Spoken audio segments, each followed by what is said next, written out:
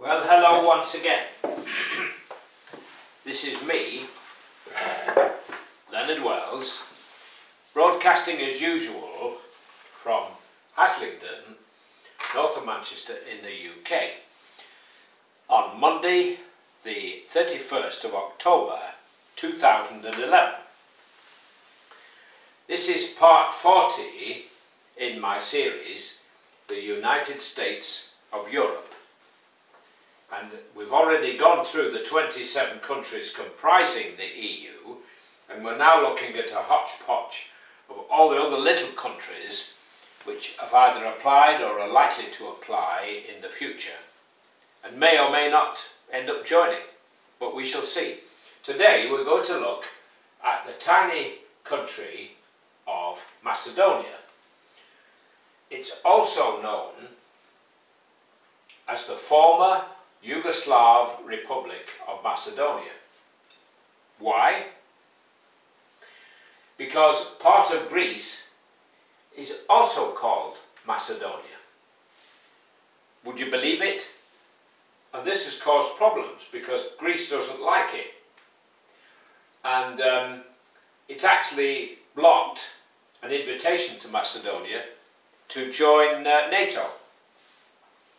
And it would probably block its application to join the EU on the same grounds.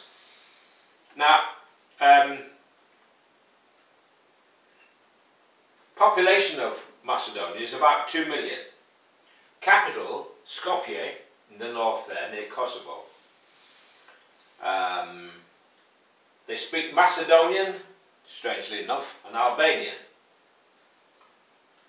Religion is Christianity and Islam. The money is one dinar, D-E-N-A-R, which will be largely because it was part of the Ottoman Empire. For 400 years, until 1913, all this area was ruled by the Ottomans, which explains why there are so many Muslims in this part of the world. It ended in 1913. After 4 centuries. In 1918-19, at the end of the First World War, all this area of the Balkans became part of Serbia again. It was originally part of the Serbian Empire, Macedonia and Kosovo, etc. And now it went back to be part of it. And in 1929, this kingdom, as it was called, the kingdom of Serbs, Croats and Slovenes, complicated life, isn't it, became known as Yugoslavia.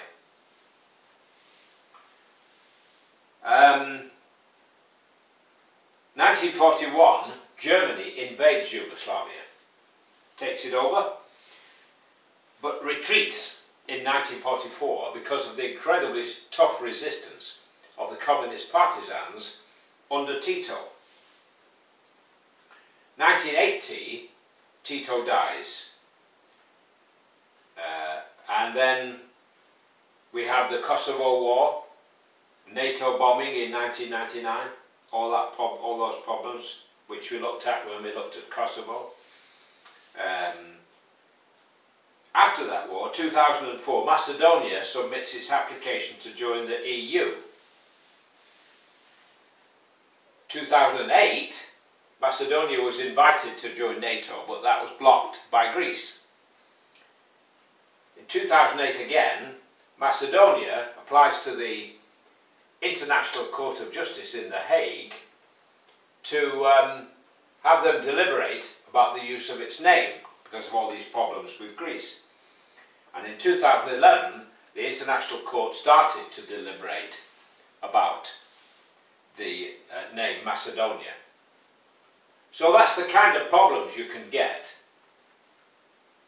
with religion and nationality. The two things which divide human beings, the human race, religion and nationality.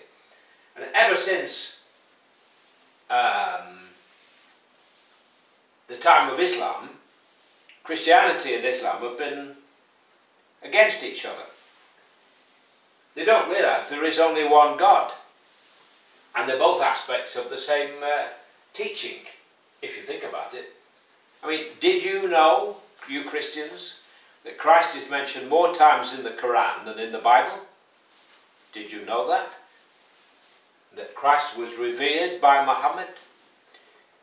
If that's the case, how come there's a difference? Why did we fight the Crusades and all those things? Why do we have these problems today?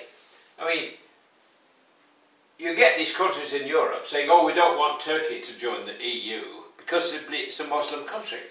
Well, we profess to be Christian, but hardly anybody goes to church here. I mean, in my town, most of the people go to the mosque, whereas the Christians stay at home, watch television or read the Sunday newspapers. Anyway, that's by the by. We're slowly beginning to get the picture that if we stay separate little countries, we end up having wars. For 2,000 years we've had nothing else. 100 million people have died because of all these wars.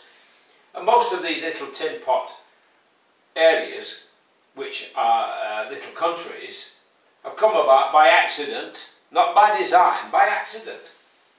With all kinds of race hatreds and religious hatreds and fanaticisms and communists and so on. Anarchists, you name it. And if we had a United States of Europe, it would all work 100% better. I mean, if you think of Tesco supermarket or Carrefour supermarket, doesn't it make sense that they are, in fact, all those stores are run from one central office, the head office? I mean, how would it work if all the Tesco stores or all the Carrefour stores were separate, without a central head office? Does it make any sense? No, of course it doesn't. So, that's Macedonia.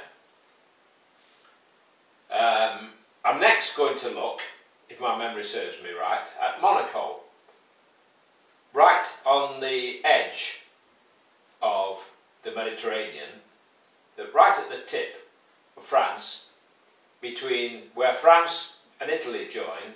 Just before that you have Monaco, the famous casino, Monte Carlo as it's called. I'm going to close there. God bless, while it's still legal in the UK to say God bless. Take care and bye for now.